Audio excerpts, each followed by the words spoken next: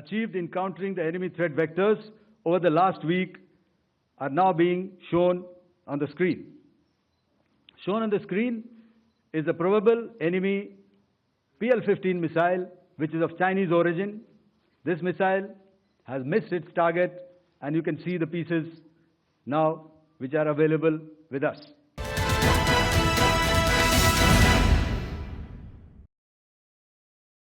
வணக்கம், இது கேள்விக்களம். ஆபரேஷன் சிந்தூர் என்கிற பெயரில் நடந்த தாக்குதல் வெற்றிகரமாக முடிந்திருக்கிறது. தீவிரவாதிகளை ஆதரித்ததால் முன்னெடுக்கப்பட்ட அந்த நடவடிக்கை என்பது தன்னுடைய நோக்கத்தை நிறைவேற்றிவிட்டது என்று இந்திய தரப்பும், அத்துமீறி தாக்குதல் நடத்தியவர்களை நாங்கள் முறியடித்து விட்டோம், வெற்றி எங்களுக்குத்தான் என்று பாகிஸ்தான் தரப்பும் அறிவித்திருக்கின்றன. ட்ரம்ப் தலையிட்டு இந்த போர் முடிவுக்கு வந்திருக்கிறது, தாக்குதல்கள் முடிவுக்கு வந்திருக்கின்றன என்ற ஒன்றை எதிர்க்கட்சிகள் கேள்வி கேட்க தொடங்கி இருக்கின்றன. அமெரிக்க அதிபர் யார் இதில் தலையிடுவதற்கு? இதில் யாருக்கு வெற்றி கிடைத்தது?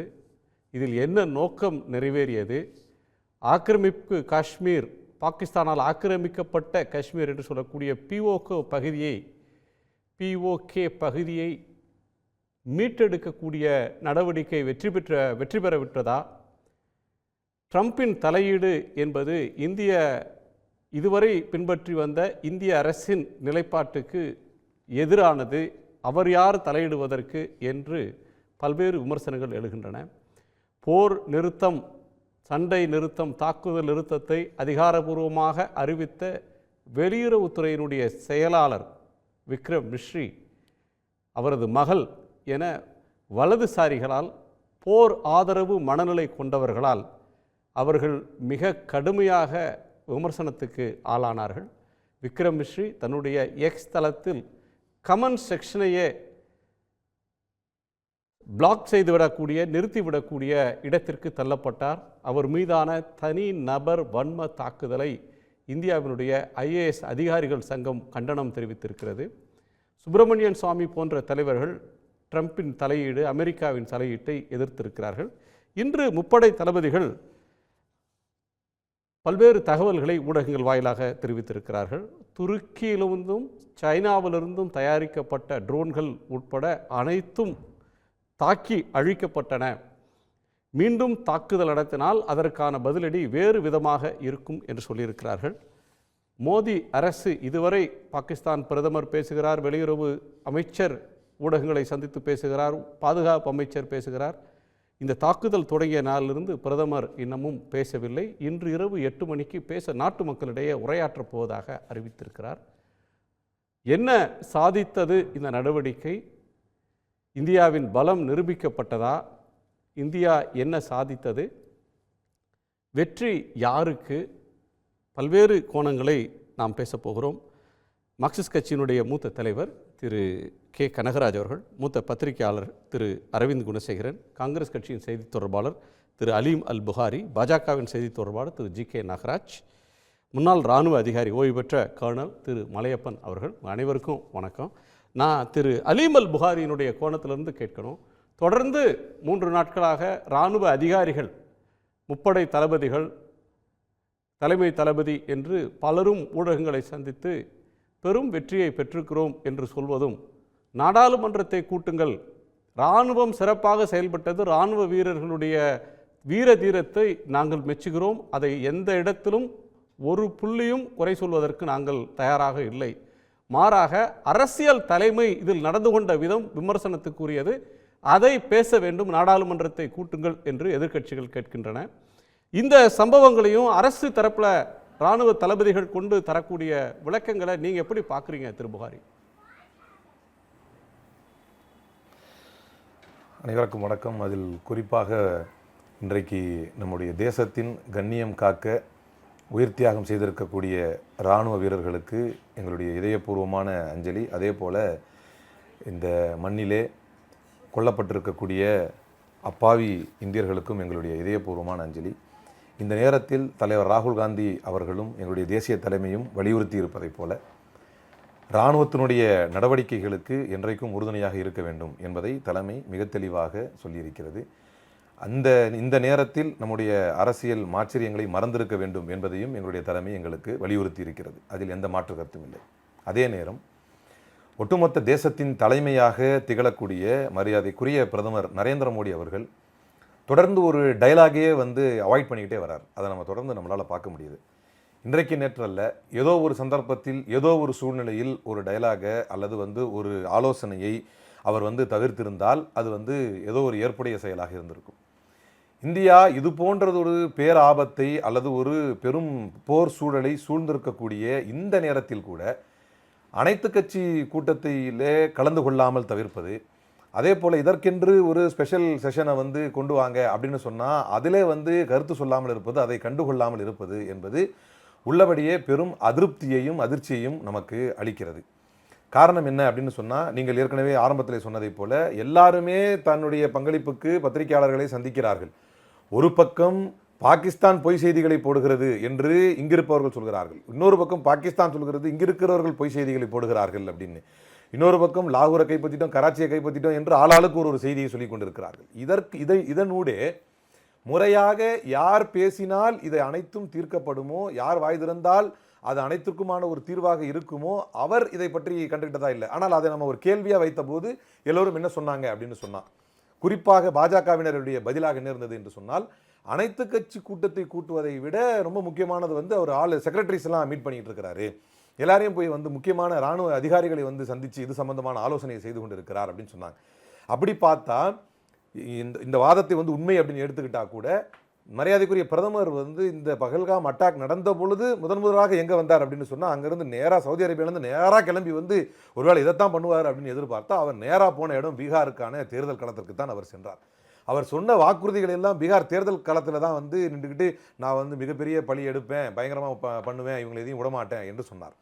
இது அப்படியே நகர்ந்து கொண்டிருக்கும் பொழுது சீஸ்ஃபயர் என்பதை, போர் நிறுத்தம் என்பதை அறிவிக்க வேண்டிய இடத்தில், இது இந்திய வரலாற்றிலேயே இப்படி ஒரு அவமானம் இந்திய தேசத்திற்கு ஏற்பட்டதில்லை என்று சொல்வதை கூட, இன்று சொன்னாலும் கூட அது வேர்ட் சீம் இன்அடிக்குவேட், அது கூட பத்தாத ஒரு வார்த்தை தான் என்கின்ற வகையில் இன்றைக்கு போர் நிறுத்தத்தை நமக்கு சம்பந்தமே இல்லாத இன்னொரு நாடு இந்த போர் நிறுத்தத்தை அறிவித்திருப்பதை இந்திய தேசிய காங்கிரஸ் வன்மையாக அதை கண்டித்திருக்கிறது. தலைவர் ராகுல் காந்தி தன்னுடைய மிகப்பெரிய அதிருப்தியையும் அதில் வெளிப்படுத்தியிருக்கிறார். காரணம் என்ன அப்படின்னு சொன்னால், நம்மளுக்கு இங்கே யாருமே பாஸ் கிடையாது. நம்ம ஒரு டெவலப்பிங் நேஷனாக இந்த ஒட்டுமொத்த உலகத்திற்கே மிகப்பெரிய முன்னுதாரணத்தை கொடுத்து கொண்டிருக்கக்கூடிய அளவுக்கு ஒரு பெரிய பலம் நிறைந்த ஒரு தேசமாக இருந்து கொண்டிருக்கக்கூடிய வேளையில் ஒரு மூன்றாவது ஒரு நாடு நமக்கு இந்த ரெண்டு நாடுகளுக்கு மத்தியில் உள்ள போர் நிறுத்தத்தை நிறுத்துகிறது. இப்போ உதாரணத்திற்கு, எதற்காக இந்த ஆல் பார்ட்டி மீட்டை கூட்டுறோம், எதுக்கு அனைத்து கட்சி கூட்டத்தில் பிரதமர் பங்கேற்க வேண்டும், அந்த கருத்துக்களை அவர் கேட்க வேண்டும் என்று நாம் வலியுறுத்துகிறோம் அப்படின்னு சொன்னால் அதில் ஒரு மிகப்பெரிய காரணம் இருக்குது. என்ன அப்படின்னா,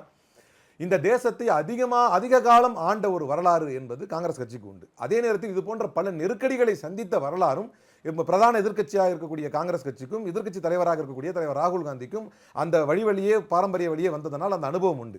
அப்போ அந்த அனுபவங்களை பகிர்ந்து கொள்ளலாம். ஏன் அப்படின்னு சொன்னால், வரலாற்று பூர்வமாகவே அமெரிக்காவை ரிச்சர்ட் நிக்சனை 1971 டிசம்பர் 12 பாகிஸ்தானுடைய சரணடைவதை பற்றி இதை ரிச்சர்ட் நிக்சன் இதே போன்றது ஒரு தரகு வேலையை பார்க்க நினைத்த போது, being a developing country we have our backbone straight என்று மிக தெளிவாக அமெரிக்காவை பார்த்தும் நமக்கு உபதேசம் செய்யக்கூடிய நாடுகளை பார்த்தும் சொல்லக்கூடிய அதிகாரமும் ஆற்றலும் தலைவர் இந்திரா காந்திக்கு இருந்தது.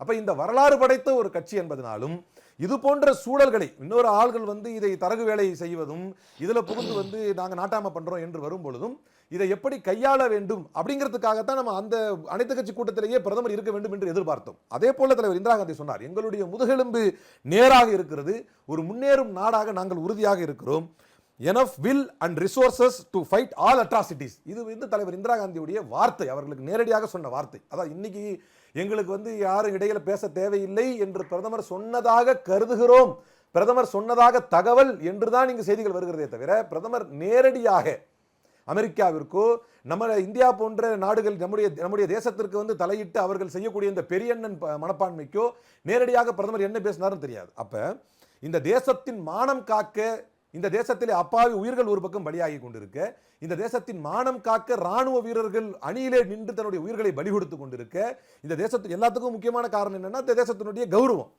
அப்ப இந்த தேசத்தினுடைய கௌரவம் பறிபோகிறது நமக்கு சம்பந்தமே இல்லாத ஒரு நாடு நம்மை சொல்லும் பொழுது. அப்ப அந்த நேரத்தில் தலைவர் இந்திரா காந்தி சொன்ன வார்த்தை time have passed when any nation sitting 3,000-4,000 miles away could give orders to Indians என்று அன்றைக்கு இந்திரா காந்தி சொன்னார். நம்மளை விட 3,000-4,000 மைல் தூரம் உட்கார்ந்துக்கிட்டு இங்கே உட்கார்ந்துக்கிட்டு இந்தியாவுக்கு எந்த ஆர்டரும் கொடுக்க கூடாது என்று தலைவர் இந்திரா காந்தி அன்றைக்கே சொன்னார். பாகிஸ்தானை பணிய வைத்த வரலாறு தலைவர் இந்திரா காந்திக்கு உண்டு, காங்கிரசுக்கு உண்டு. இதை எப்படி கையாள வேண்டும் என்று தெரிந்ததனால் இந்த நேரத்தில் நீங்க எங்க கிட்ட பாடம் கத்துக்கங்க அப்படிங்கிற வாதத்தையோ அப்படிங்கிற சொல்லையோ காங்கிரஸ் சொல்லவில்லை. மாறாக அனைத்து கட்சி கூட்டத்தை கூட்டுங்கள், அந்த கூட்டுகின்ற கூட்டத்தில் பிரதமர் பங்கேற்க சொல்லுங்கள் என்று சொல்கிறோம்.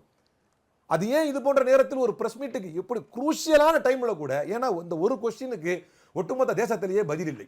எவ்வளவு குரூஷியலான டைமா இருந்தா கூட பிரதமர் பிரஸை சந்திப்பதில்லை. எவ்வளவு நெருக்கடியான நேரமாக இருந்தால் கூட பிரதமர் பத்திரிகையாளரை சந்தித்து இதுதான் என்று தன்னுடைய கருத்தை, அது மணிப்பூர் காலத்திலிருந்து நம்ம சொல்லி வர்றோம். எந்த காலத்திலேயும் பிரதமர் பிரஸை சந்திப்பதில்லை. எந்த காலத்திலும் ஒரு அனைத்து கட்சி கூட்டம் கூட்டப்பட்டால் அதில் முறையாக கலந்து கொண்டு அந்த கேள்விகளுக்கு பிரதமர் பதில் தருவதில்லை. இப்ப காங்கிரஸ் கட்சி இதற்கென்று ஒரு ஸ்பெஷல் பார்லிமெண்ட் செஷன் போட்டு அதை விவாதிக்க வேண்டும் என்று சொல்கிறது. நமக்கு இதற்கு கடந்த காலங்களிலே மணிப்பூர் விவகாரங்களிலே நம்முடைய மரியாதைக்குரிய பிரதமர் எப்படி நடந்து கொண்டார், அவர் எந்த அளவுக்கு அப்படின்னு சொன்னா நோ கான்பிடன்ஸ் மோஷன் போட்டு பார்லிமெண்ட்டுக்கு அழைத்து வந்து நம்முடைய பிரதமர் அவர்களை பேச வைக்க வேண்டும் மணிப்பூர் விவகாரத்திலே என்று நினைத்த போது அவர் என்ன சொன்னார் அப்படின்னா, இந்தியா முழுக்க ஒவ்வொரு மாநிலத்திலும் காங்கிரஸ் மீது எந்தெந்த மாநிலத்தில் எல்லாம் நோ கான்பிடன்ஸ் என்று நையாண்டி செய்தார், கேலி செய்தார். பின்னர் 1 மணி நேரம் மணிப்பூர் என்று அனைத்து எதிர்க்கட்சிகளும் ரொம்ப கோஷமிட்டு கதறிய பின்னால் அவர்கள் எல்லோரும் இதற்கு பின்னால் இவர் பேசவே மாட்டார் என்று வெளியேறியதற்கு பின்னால் தான் மணிப்பூரை பற்றி பேசவே ஆரம்பித்தார். அப்ப இது போன்ற ஒரு பண்புடைய பிரதமர் எப்படி இந்த தேசத்திற்கு கண்ணியத்தை ஏற்படுத்துவார்? எப்படி இது நம்மள சொன்னா பரவாயில்ல, இது நம்மளே சொன்னா பரவாயில்ல, அவர்களுடைய பாரதிய ஜனதா கட்சியிலேயே இருந்து பயணிக்கக்கூடிய சுப்பிரமணிய சாமியே இந்த கேள்வியை கேட்கிறார். இது எப்படி இன்னொரு நாட்டிலிருந்து வந்து நமக்கு நாட்டாமை செய்ய முடியும் என்கின்ற கேள்வியை அவரே கேட்கிறார் என்பதுதான் வேதனைக்குரிய விஷயமாக இங்கு இருக்கிறது. ஓகே, ஒரு பத்திரிகையாளருடைய பார்வையை கேட்கலாம். திரு அரவிந்த், ஒரு 4 நாள் மோதல் 3 நாள் மோதல் அப்படின்ற ஒன்று சடனா அப்ரப்டா ஒரு முடிவுக்கு வந்திருக்கிறது. சண்டை நிறுத்தம் அப்படின்றது ரொம்ப மகிழ்ச்சிக்குரிய வரவேற்கத்தக்க ஒரு செய்தி அப்படின்னாலும் அதை அறிவித்த வெளியுறவுத்துறையினுடைய செயலாளர் ஒரு ப்ரொஃபஷ்னலான ஒரு டிக்னிஃபைடு ஐஏஎஸ் ஆஃபீஸர், ரொம்ப ஒரு நுட்பமான ஒரு வெளியுறவு அதிகாரி, அந்த கலையில் தேர்ந்தவர். அவர் என்னை விட்டுருங்கப்பா, இதை கமெண்ட்ஸை பிளாக் பண்ணுற அளவுக்கு அவரை ஏன் விமர்சிக்கிறாங்க, ஐஏஎஸ் அதிகாரிகள் சங்கம் தலையிட்டு இதில் கண்டித்து அறிக்கை விடக்கூடிய நிலைமை ஏன் வருது, எங்கே ஸ்கோர் பண்ணியது, என்ன நோக்கம் இதில் நிறைவேறியது, ட்ரம்ப் தலையீடு சம்பந்தமாக வரக்கூடிய விமர்சனங்களை நீங்கள் எப்படி பார்க்குறீங்க? நீங்கள் சொன்ன மாதிரிங்க, இந்த போர் இந்தியா பாகிஸ்தானுக்கான போருன்னு சொல்ல முடியாது, 2 பேருமே அஃபிஷியலாக நம்ம போருன்னு டிக்ளேர் பண்ணல. பட் ஆனால் அந்த சண்டை அப்ரப்டாக நின்றுச்சுன்னு நம்ம சொல்கிறோம்லங்க, அதுக்கான அறிவிப்பு முதல்ல இந்தியாவோட வெளியுறவுத்துறை செயலாளர் கொடுக்கல. பட் அமெரிக்காவோட பிரசிடென்ட் ட்ரம்ப் தன்னோட ட்வீட்டில் போடுறாரு, இந்தியா பாகிஸ்தான் 2 நாட்டு தலைவர்களுடன் தொடர்ந்து ட்ரம்ப்போட அட்மினிஸ்ட்ரேஷன் அதிகாரிகள் தொடர்ந்து பேச்சுவார்த்தை நடத்தியதன் மூலமாக 2 நாடும் அந்த போர் முடிவுக்கு அல்லது அந்த சண்டை முடிவுக்கு வந்ததாக, சீஸ்ஃபயர் அந்த முடிவு எட்டப்பட்டதாக, சண்டை நிறுத்தத்திற்கு எட்டப்பட்டதாக அவர் ஒரு ட்வீட்டை வெளியிடுறாரு. அதனைத் தொடர்ந்து அமெரிக்காவோட செக்ரட்டரி ஆஃப் ஸ்டேட்டும் அதே மாதிரி ஒரு ட்வீட்டை வெளியிடுறாங்க. அந்த ட்வீட் ரொம்ப ப்ராப்ளமேட்டிக்கான ட்வீட். ஏன்னா அந்த ட்வீட்டில் என்ன சொல்கிறாங்கன்னா, secretary of state, India Pakistan 2 நாடுகளோட அந்த சண்டை நிறுத்தப்பட்டுள்ளது, அது அமெரிக்கா அட்மினிஸ்ட்ரேஷன் ட்ரம்ப் அட்மினிஸ்ட்ரேஷனோட பேச்சுவார்த்தையின் மூலமாக நிறுத்தப்பட்டது. அதனை தாண்டி அடுத்த லைன் அவர் எழுதுறதா ரொம்ப முக்கியம். அதாவது காஷ்மீர் போன்ற அனைத்து விவகாரத்தையும் ஒரு நியூட்ரலான ஒரு இடத்துல 2 நாடுகளுக்கும் பொதுவான ஒரு இடத்தில் வைத்து இந்த காஷ்மீர் உள்ளிட்ட அனைத்து பிரச்சனைகளையும் பேச்சுவார்த்தையின் மூலமாக தீர்வு காணுவதற்கு அமெரிக்கா உதவும் என்ற ஒரு கருத்தையும் வெளியிடுகிறார்கள். இதுதான் பிரச்சனை. என்னவென்றால் காஷ்மீர் விவகாரத்தில் எந்த 3ஆம் நாட்டின் பங்களிப்போ இல்லை தலையீடோ தேவை கிடையாது. அது இந்தியா பாகிஸ்தானுக்கு இடையிலான பிரச்சனை. காஷ்மீர் எங்களுடையது, இதில் எந்த வெளிநாடும் தலையிட வேண்டாம் என்பதுதான் இந்திய நாட்டோட ஸ்டேட்டட் பொசிஷன். இதுதான் நம்மளோட ஸ்டேட்டட் ஃபாரின் பாலிசி. அப்படி இருக்கும்போது அமெரிக்கா இந்த 2 நாடுகளுக்கு இடையிலான சண்டை நிறுத்தப்பட்டதாக தெரிவித்துவிட்டு அதே வரியில் அவர்கள் இது போன்ற ஒரு கருத்தை வெளியிட்டிருப்பது நம்மளோட ஃபாரின் பாலிசி, நம்மளோட ஸ்டேட்டட் ஃபாரின் பாலிசி எங்கு தோல்வி அடைந்தது என்ற தெளிவான பதிலை தற்போது வரை மத்திய அரசு வெளியிடவில்லை. நீங்க சொன்னது போல அமெரிக்கா பிரசிடென்ட் ட்ரம்ப் அந்த ட்வீட்டை போடுறாரு. அதனைத் தொடர்ந்து அமெரிக்காவோட செக்ரட்டரி ஆஃப் ஸ்டேட் அதை வெளியிடுறாங்க. அதனைத் தொடர்ந்து பாகிஸ்தான் பிரதமரும் அந்த ட்வீட்டை வெளியிடுறார். அதாவது இரு நாடுகள் பேச்சுவார்த்தையை தொடர்ந்து அமெரிக்காவின் தலையீடு தொடர்ந்து இந்த சண்டே தற்போது நிறுத்தப்பட்டிருப்பதாக பாகிஸ்தான் பிரதமர் ஒரு ஸ்டேட்மெண்ட் வெளியிடுறார். அதனைத் தொடர்ந்து தான் மத்திய வெளியுறவுத்துறை செயலாளர் இதே மாதிரி ஒரு ஸ்டேட்மெண்ட்டை வெளியிடுறாங்க. அவர் என்ன சொல்றாருன்னா, Pakistan DGMO director general of military operations 3:30க்கு இந்தியா ஆர்மியோட டைரக்டர் ஜெனரல் ஆஃப் மிலிட்ரி ஆபரேஷன்கிட்ட பேசுறாரு. அதனைத் தொடர்ந்து இரு நாடுகளும் தற்போது இந்த சீஸ் ஃபயருக்கு ஒப்புதல் ஒரு உடன்பாடு எட்டப்பட்டிருப்பதாக அவர் தெரிவித்திருக்கிறார். அமெரிக்கா என்ன சொல்றாங்கன்னா, நாங்க தலையிட்டு இந்த சுமூகமான ஒரு உடன்பாட்டுக்கு கொண்டு வந்தோம்னு அமெரிக்கா சொல்றாங்க. பாகிஸ்தான் அதைவே சொல்லுது. பட் ஆனா இந்தியா ஃபாரின் செக்ரட்டரி என்ன சொல்றாங்கன்னா, இல்ல இது டிஜிஎம்ஓ லெவலில் நடந்த இரு நாட்டு டிஜிஎம்ஓ லெவலில் நடந்த பேச்சுவார்த்தையின் மூலமாக சுமூக உடன்பாடு எட்டப்பட்டிருப்பதாக அவர் தெரிவித்திருக்கிறார்.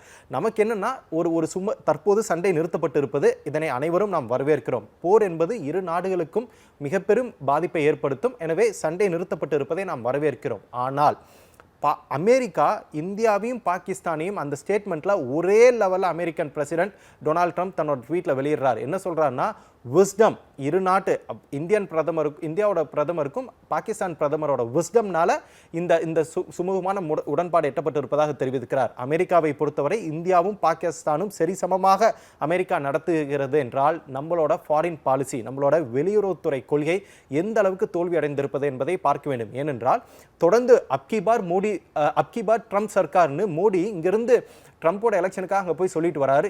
எப்பப்பெல்லாம் ட்ரம்ப் வராங்களோ மோடி என்னோட அருமையான நண்பர், மிக நெருங்கிய நண்பருங்கிறாரு மோடி. அப்படி இருக்கும்போது டொனால்ட் ட்ரம்ப் எப்படி இந்தியாவையும் பாகிஸ்தானையும் சரிசமமாக நடத்த முடியும்? அப்படி என்றால் நம்ம ஃபாரின் பாலிசி நம்ம இங்கே தோத்துருக்கோம் தான் அர்த்தம். அது ஒன்று. இரண்டாவது சொன்ன மாதிரி ஒரு அமைதியை விரும்புகிற நாடு இந்தியா. இன்னொன்று, இந்தியா சொல்றது, பாகிஸ்தானை பார்த்து இந்திய அரசு சொல்வது ஒரு டெரரை ஸ்பான்சர் பண்ற ஒரு தீவிரவாத செயல்களை ஊக்குவிக்கக்கூடிய ஒரு நாடாக இருக்கிறதுன்றது இந்தியாவினுடைய குற்றச்சாட்டு. இதில் இந்த அப்பாவி சுற்றுலா பயணிகள் சுட்டு கொல்லப்பட்ட பிறகு பாகிஸ்தான் தனிமைப்படுத்தப்படுவதற்கு பதிலாக சர்வதேச அரங்கத்தில் ஒரு டெரர் எய்ட் பண்ணுற ஒரு நாடு என்று தனிமைப்படுத்தப்படுவதற்கு பதிலாக இன்னைக்கு இந்தியாவும் பாகிஸ்தானையும் சமமாக உலகம் கருதுகிற இடத்துக்கு, அமெரிக்கா கருதுகிற இடத்துக்கு கொண்டு போனது வெளியுறவுத்துறையினுடைய தோல்வின்றீங்க. இப்போ ஸ்பெசிஃபிக்கான சில பாயிண்ட்ஸை உங்கள்கிட்ட கேட்கணும். இதில் சைனா, துருக்கி இந்த ரெண்டு நாடுகளுடைய பெயர்கள் இந்த இன்னைக்கு ப்ரெஸ் கான்ஃபரன்ஸ்லையும் சொல்லப்படுது. இப்போ பாகிஸ்தான் தனிமைப்படுத்தப்படவில்லை, அவர்களையும் ஆதரிப்பதற்கு நாடுகள் இருக்கின்றன அப்படின்னு சொல்ல வர்றாங்களா? ஆரம்பத்திலேருந்து இந்தியா சொல்லிட்டு இருக்கக்கூடிய கருத்து இந்திய அரசின் நிலைப்பாடு, இராணுவத்தின் நிலைப்பாடு என்பது அப்பாவிகளை தாக்கவில்லை, அந்த நாட்டு பொதுமக்களை இலக்காக வைக்கல, இராணுவ தளங்களையும் கூட தாக்கவில்லை, தீவிரவாத முகாம்களை துல்லியமாக கண்டறிஞ்சு தாக்கணும் அப்படின்னு தான் ஆரம்பித்தது. இப்போ ட்ரோன் வார்ஃபேர் அப்படின்னு போகுது. இந்த குறிப்பாக ரஃபேலுடைய நிலைமை என்ன அப்படின்னு கூட ஒரு ரஃபேல் தாக்கி அழிக்கப்பட்டதாக சொல்லக்கூடியதுக்கு என்ன குற்ற பதில் அப்படின்னு கேட்கப்பட்டது. தொடர்ச்சியாக இராணுவ அதிகாரிகள், தளபதிகள் பேட்டி கொடுக்கறதும், வெளியுறவு செயலாளர் பேசிக்கொண்டிருந்த வெளியுறவு செயலாளர் திடீரென்று அவர் அவரே மிக கடுமையாக அவரை விமர்சனத்துக்கு வலதுசாரி சக்திகள் அவர் மேலே பாயிறதையும் எப்படி புரிஞ்சுக்கிறது? முதல்ல ஃபாரின் செக்ரட்டரியிலேருந்து ஆரம்பிப்போம். ஃபாரின் செக்ரட்டரி ரொம்ப ப்ரொஃபஷ்னலாக இந்த விவகாரத்தை தொடர்ந்து கையாண்டு வந்திருக்கிறார். ஆனால் அவரோட மகள் ஒரு சில கருத்துக்களை சமூக வலைதளங்களில் வெளியிட்டிருக்கிறார்.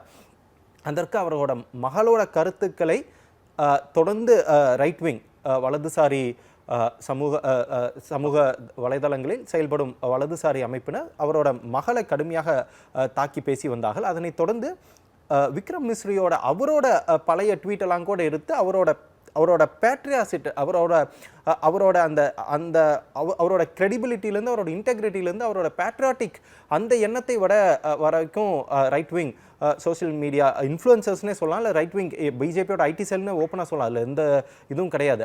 அவரையும் கேள்வி எழுப்புது இந்த ஐடி விங், இந்த சமூக வலைதளங்களில் பாஜக இந்த மாதிரி ஒரு பெரிய ஒரு ஆபத்தை உருவாக்கி வைத்திருக்கிறது. அது எப்போ வேணா எங்கே வேணா திரும்பி தாக்குதல் நடத்தும் என்பதற்கு இது ஒரு தெளிவான ஒரு எடுத்துக்காட்டு. நீங்கள் சொன்ன இதுக்கு முன்னாடி இன்னொரு அதே தொடர்ச்சியான ஒரு கேள்வியிலும் கேட்டீங்க. தொடர்ந்து நம்மளுடைய முப்படை தளபதிகள் தான் நம்ம வந்து பத்திரிகையாளர்களை சந்தித்து வந்திருந்தார்கள். அவர்களும் ஒரு சில தகவலை கொடுத்து வந்திருந்தார்கள். ஆனால் முதல் நாள் நீங்கள் சொன்னது போல முதல் நாள் இந்த தாக்குதலை நாம் ஆரம்பிக்கும் போது நம்ம என்ன சொன்னோம்னா 9 இடங்களில் பாகிஸ்தானில் உள்ள தீவிரவாத முகாம்கள் 9 இடங்களில் நாம் தாக்குதல் நடத்தினோம். அதனை தாண்டி பாகிஸ்தானோட ராணுவ தளவாடங்கள் மீது நாம் தாக்குதல் நடத்தவில்லை. அது நம்முடைய எண்ணம் கிடையாது என்பதை மிகவும் தெளிவாக தெரிவித்திருந்தோம். ஆனால் 2வது நாள் நாம் இதே முப்படை தளபதிகள் பத்திரிகையாளர்களை சந்திக்கும் போது அவர்கள் என்ன சொன்னாங்கன்னா, பாகிஸ்தானோட ராணுவம் இந்தியாவோட முக்கிய நகரங்கள் மீது தாக்குதல் நடத்த தயாராக இருந்தார்கள். எனவே அதனை முறியடிப்பதற்காக to negate the bid to escalate, அதாவது பாகிஸ்தான் இந்த விவகாரத்தை அடுத்த கட்டத்துக்கு எடுத்து செல்ல முயற்சித்திருந்தது, இந்தியா நகரங்களை தாக்க முயற்சித்திருந்தது. அதனை முறியடிப்பதற்காக நாங்கள் பாகிஸ்தான் ராணுவ தளவாடங்கள் மீது தாக்கல் நடத்த நேரிட்டது. அதான் நம்மளோட second day position. Third day நம்ம கொடுத்த ஸ்டேட்மெண்ட் என்னன்னா, பாகிஸ்தானோட ஏர்பேஸ், ஒரு சில முக்கியமான நகரங்களில் உள்ள ஏர்பேஸை நம்ம வந்து தாக்கல் நடத்தினோம். முழுமையாக ட்ரோனை வச்சு தான் தாக்கல் நடத்தினோம். இந்த டைம் இந்தியாவுக்கும் பாகிஸ்தானுக்கு நடந்த அந்த சண்டை 2 தரப்புமே ட்ரோன்ஸை மட்டுமே தான் வைத்து சண்டையிட்டார்களே தவிர, ட்ரோன்ஸ் அப்புறம் கவுண்டர் மிசைல்ஸ் இந்த 2 மட்டுமே தான் நடந்ததே தவிர நேவியோ ஆர்மியோ இந்த சண்டையில் பெரிதாக ஈடுபடவில்லை. சீஸ்ஃபயர் வயலேஷன் நடந்துச்சு பார்டரில். ஆனால் ஏர்ஃபோர்ஸ் மட்டும்தான், 2 நாட்டோட ஏர்ஃபோர்ஸ் தான் நடந்துச்சு. இதில் நேற்றைய தினம் ஏர்ஃபோர்ஸோட விமானப்படையின் மூத்த தளபதி அவர் பேசும்போது என்ன சொன்னான்னா, சண்டையில் ஒரு சில இழப்புகள் நமக்கும் ஏற்பட்டது, ஒரு சில இழப்புகள் பாகிஸ்தானிலும் ஏற்பட்டது. பாகிஸ்தானிலும் ஒரு சில இழப்புகளை நாங்கள் ஏற்படுத்தி இருக்கிறோம். ஆனால் எத்தனை பேர் கொல்லப்பட்டிருக்கிறார்கள், எந்தெந்த பேஸ் நாங்கள் தகர்த்தோம் என்பதனை தற்போது எங்களால் வெளியிட முடியாது. ஆனால் அதே லைனில் என்ன சொல்றாங்கன்னா, நமக்கும் ஒரு சில இழப்புகள் ஏற்பட்டது. ஆனால் இது போன்ற ஒரு சண்டையில் இழப்புகளை நாங்கள் கணக்கில் கொள்ள முடியாது. ஆனால் நாங்கள் என்ன எதிர்பார்த்தோம், அதனை சாதித்தோமா என்பதுதான் கேள்வி. have we achieved our target என்பதுதான் கேள்வி. அதனை நாங்கள் என்ன செய்யணும்னு எதிர்பார்த்தோமோ அதை செய்துவிட்டோம் என்பதுதான் விமானப்படை தளபதியின் பதிலாக இருந்தது. இது மிலிட்டரி வைஸா இவ்வளவுதாங்க சொல்ல முடியும். இதற்கு தான் எதிர்க்கட்சிகள் என்ன சொல்றாங்கன்னா, இதெல்லாம் வந்து மிலிட்டரியோட ஸ்டேட்மெண்ட், அதை விட்டுட்டு பொலிட்டிக்கலா பார்லிமெண்டோட ஸ்பெஷல் பார்லிமெண்ட் செஷனை கன்வீன் பண்ணுங்க. இதுல பிரதமர் பதில் கொடுத்தாங்க. ஏன்னா கடந்த 18 நாட்களாக என்ன நடந்துச்சுங்கிற ஒரு பதிலே இல்லாமல் இருக்குங்க. இந்த பெஹல்காம் தாக்குதலை தொடர்ந்து அந்த தீவிரவாதிகள், அதற்கு பின்னால் இருக்கக்கூடிய தீவிரவாதிகளாக கூறப்படும் தீவிரவாதிகள் எங்க இருக்கிறார்கள்? அவர்கள் தற்போது என்ன பாகிஸ்தானோட நம்ம சீஸ்ஃபயர் இந்த அக்ரிமெண்ட்டுக்கு நம்ம சைன் பண்ணோம். இந்தியா என்ன சொல்லுதுன்னா, நாமளும் பாகிஸ்தான் டிஜிஎம்மும் சேர்ந்து இதுக்கு பேச்சுவார்த்தைக்கு முடிவெடுத்து இந்த சீஸ்ஃபயருக்கு ஒப்புதல் வழங்கியிருக்கோம்னு சொல்றாங்க. அப்படி இருக்கும்போது பாகிஸ்தான் தான் நம்ம இந்த நிர்பந்தம் கொடுத்தோமா? இந்த பெஹல்காம் தீவிரவாத தாக்குதலில் ஈடுபட்ட 4 தீவிரவாதிகள் உங்கள் வசம் இருக்கும்போது நீங்கள் எங்களிடம் அவர்களை ஒப்படைக்க வேண்டும். ஒப்படைத்தால்தான் இந்த போர் நிறுத்தத்துக்கோ இந்த சண்டை நிறுத்தத்திற்கோ நாங்கள் தயார் என்ற நிலைப்பாட்டை நாம் பாகிஸ்தானிடம் தெரிவித்தோமா? அமெரிக்கா பிரசிடென்ட் ஒரு ஸ்டேட்மெண்ட் கொடுக்கிறார். அதில் நமக்கு உடன்பாடு இருக்கிறதா? காஷ்மீர் விவகாரத்தை நியூட்ரல் சைட்ல நம்ம பேச தயாராக ஒப்புக்கொண்டோமா? அப்படி என்றால் அது நம்மளோட இத்தனை நாள் நம்மளோட ஸ்டேட்டட் பாலிசிக்கு எதிரானது. எனவே இதுக்கான எந்த பதிலுமே தற்போது வரை கொடுக்காமல் தொடர்ந்து பிரதமர் மௌனம் சாதித்து வருவதும், தற்போது இன்றைய தினம் 8 மணிக்கு அவர்கள் வந்து மக்கள்கிட்ட வந்து உரையாட இருக்கிறார், மக்களுக்கு ஒரு ஸ்டேட்மெண்ட் கொடுக்க போறார். ஸ்டேட்மெண்ட்னா கேள்விக்கெல்லாம் எந்த கேள்விக்கும் பதில் இருக்கார். அவர் ஒரு ரெக்கார்டட் ஸ்டேட்மெண்டா இருக்கும், அதனை மக்களுக்கு ஒளிபரப்ப போகிறார்கள். ஆனால் இதற்கான கேள்விகளுக்கு யார் பதில் சொல்வா? முதல் 2 நாள் பிரஸ் கான்ஃபரன்ஸ்ல எந்த கேள்வி எடுக்கல. தற்போது இந்த சண்டை முடிவடைந்து விட்டது. எனவே இந்த கடந்த 18 நாட்களில் என்னென்ன நடந்தது, இனி வரும் நாட்களில் நாம் பாகிஸ்தானிடம் எந்த உத்தரவாதத்தை வாங்கி இருக்கிறோம் என பல்வேறு கேள்விகளுக்கு தற்போது வரை பதில் இல்லை. அதற்கு எதிர்க்கட்சிகள் கூறுவது போல பார்லிமெண்ட் நாடாளுமன்றத்தின் சிறப்பு கூட்டத்தை கூட்டினால் மட்டுமே இந்த கேள்விகளுக்கான பதில் கிடைக்கும். ஆனால் அந்த கூட்டத்தை கூட்டக்கூடாது என்பதற்காக தான் இன்றைய தினம் 8 மணிக்கு பிரதமர் மக்களிடம் அந்த ஒரு ஒளிபரப்பு, அதாவது பதிவு செய்யப்பட்ட ஒரு வீடியோ எதிர்க்கட்சிகளுடைய கேள்விக்கோ அல்லது விவாதத்துக்கோ இடம் இல்லை, நான் நேரடியாக மக்களிடம் பேசிக்கொள்றேன் அப்படின்ற இடத்துக்கு போறாருன்றீங்க. வெளியுறவு துறையினுடைய வெளியுறவு கொள்கை அப்படின்றது தோற்றிருக்கிறது அப்படின்றது ஒரு லைன். ஒவ்வொரு நாளும் என்னென்ன நிலைப்பாடு, ஒரு எக்ஸாம்பிள் நான் சொல்றேன். ஒரே ஒரு பாயிண்ட் மட்டும் நான் ஆட் பண்ணிக்கிறேன். ஏன் வெளியுறவுத்துறை கொள்கை தோல்வி அடைஞ்சது நான் சொல்றேன்னா, எக்ஸாம்பிள் சொல்றேன். இந்த சண்டை நடந்து கொண்டு இருக்கும் போது IMF பாகிஸ்தானுக்கு $1 பில்லியன் லோனை கொடுக்குறாங்க. 1 பில்லியன் இந்த டைமும், இதுக்கு முன்னாடி இந்த ரிவ்யூல இருந்த 1.4 பில்லியன், மொத்தம் $2.4 பில்லியன் பாகிஸ்தானுக்கு இந்த சண்டை நடைபெற்று கொண்டிருக்கும் போது அமெரிக்காவுக்கு எங்க அதிக இன்ஃப்ளூயன்ஸ் இருக்கோ, அதிக இன்ஃப்ளூயன்ஸ் இருக்கக்கூடிய IMF, இன்டர்நேஷனல் மானிட்டரி ஃபண்ட் பாகிஸ்தானுக்கு $2.4 பில்லியன் கொடுக்குறாங்க. அப்படி இருந்தால் நம்மளோட ஃபாரின் பாலிசி தோல்வி அடையலன்னு எப்படி சொல்ல முடியும்? நம்மளால எங்க கேன்சல் பண்ண வேணாம், அதை ஸ்டாப் பண்ண வேணாம், உங்களால் இந்த போர் முடிகிற வரைக்கும் அதை போஸ்ட்போன் கூட உங்களால் பண்ண முடியலையே. உங்களால் அமெரிக்காவுக்கு இன்ஃப்ளூயன்ஸ் அதிகம் IMFல, அப்படி இருந்தும் பாகிஸ்தானுக்கு $2.4 பில்லியன் கொடுக்குறாங்கன்னா நம்ம ஃபாரின் பாலிசி தோல்வி அடையலன்னு நம்ம சொல்ல முடியுமா? ட்ரம்ப் என்னோட நண்பர்ங்கிறார் இல்லைங்க பிரதமர். ட்ரம்ப்கிட்ட ஃபோன் பண்ணி கூப்பிட்டு இல்லை இந்த போர் இந்த சண்டை முடிவடையும் வரை பாகிஸ்தானுக்கு இந்த $2.4 பில்லியன் கொடுக்கக்கூடாதுன்னு கூட நம்மளால நிறுத்த முடியலனா, நம்மளால போஸ்ட்போன் கூட தள்ளி கூட வைக்க முடியலனா நம்ம ஃபாரின் பாலிசி வெற்றி அடைஞ்சிச்சாங்க நம்ம சொல்ல முடியும்? ஓகே, கர்னல் மலையப்பன் சாரோட கருத்தை கேட்கலாம். திரு மலையப்பன் சார், உங்களுடைய பார்வை என்ன? என்னுடைய பார்வையில் வணக்கம், எல்லோருக்கும் வணக்கம். சன் டிவி நேயர்களுக்கும் தமிழ்நாட்டு மக்களுக்கும் இதை கேட்டுக்கொண்டு இருக்க அனைவருக்கும் வணக்கம். இதை நான் 3 பார்ட்டாக பார்க்குறேன். ஒன்று இது எதனால் இது வந்தது, அதுக்கு பிறகு எப்படி நடந்தது, அதுக்கு பிறகு ஆஃப்டர் மாத் என்னங்கிறத நான் விவரிக்கிறேன். பஹல்காமில் டெரரிஸ்ட் 28 பேர் கொண்டாங்க. அதுக்காக வேண்டி இந்தியா கவர்மெண்ட் 2 வாரம் நோட்டீஸ் கொடுத்தாங்க. நீங்கள் பாகிஸ்தான் கவர்மெண்ட்டுக்கு சொல்லி எல்லா தீவிரவாதிகள் ஒழிச்சிருங்க, இல்லாட்டி எங்களுக்கு சரியாக இல்லை, உங்கள் கேம்பெல்லாம் மூடலைன்னா நாங்கள் ஃபர்தர் ஆக்ஷன் எடுப்போம் அப்படின்னு. இது வரைக்கும் நடந்தது வாரே கிடையாது. இது வார் லைக், இது ஸ்ட்ரைக் தான். பிகாஸ் ஏன்னா இன்டர்நேஷ்னல் கன்வென்ஷனில் ஐநாவில் இருக்குது. தீவிரவாதத்துக்கு எதிர்த்து எல்லா நாடுகளும் எதிர்ப்பு தான், யாருமே சப்போர்ட் பண்ணல, இன்க்ளூடிங் சைனா. யாருமே சப்போர்ட் பண்ணல. தீவிரவாதிகள் அழிக்கிறோம்னு நம்ம ஆக்ஷன் எடுத்தனால எல்லாருமே அதே நிலையை பார்த்தாங்க.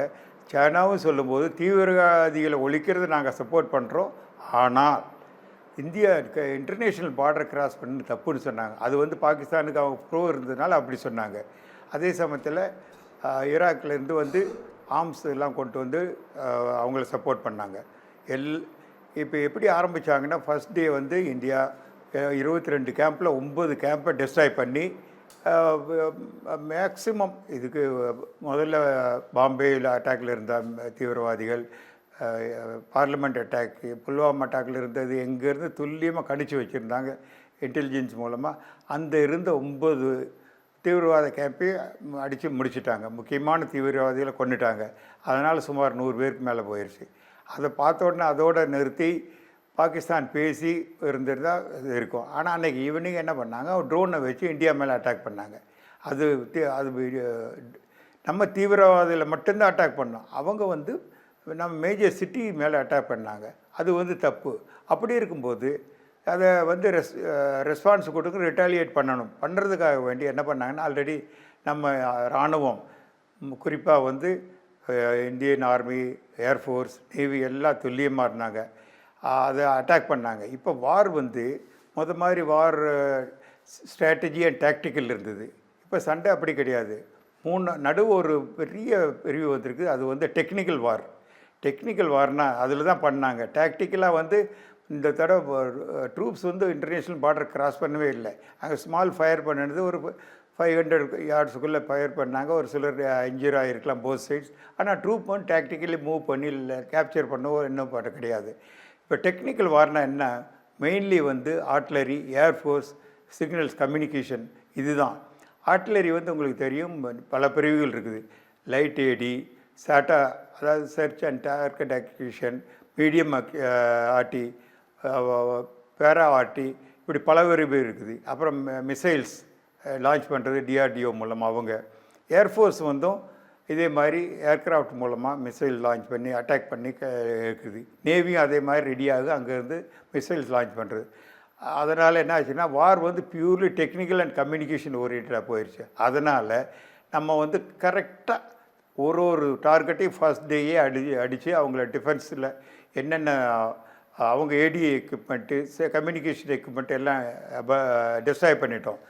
நம்ம இது ஆர்ம்டு ஃபோர்ஸஸ்னோட ஹெட் குவார்ட்டரோ இல்லை சிவிலியனோ ஒரு ஆளை கூட கிடையாது. அதே மாதிரி நாள் ஸ்ட்ரைக் பண்ணும்போது தீவிரவாதிகள் மட்டும்தான் செத்தாங்களோ ஒழிய மற்ற அதுலேருந்து சிவிலியனோ ஆர்மி இன்ஸ்டலேஷனோ ஆர்மி பர்சனோ யாருமே கிடையாது. ஓகே, ஸோ இது நம்ம பெர்ஃபெக்ட் அவுட்கம் என்ன சார், தீவிரவாதி ஒழிக்கிறதுக்காக இருந்தோம். அதனால உலக நாள் சப்போர்ட் பண்ணேன். ஆமாம், இந்த அவுட்கம் சடனா ட்ரம்ப் சீனுக்கு வராரு, அவர் 2 நாடும் போருக்கு நிறுத்துறாங்க அப்படின்னு அவர் முதல்ல டிக்ளேர் பண்றாரு.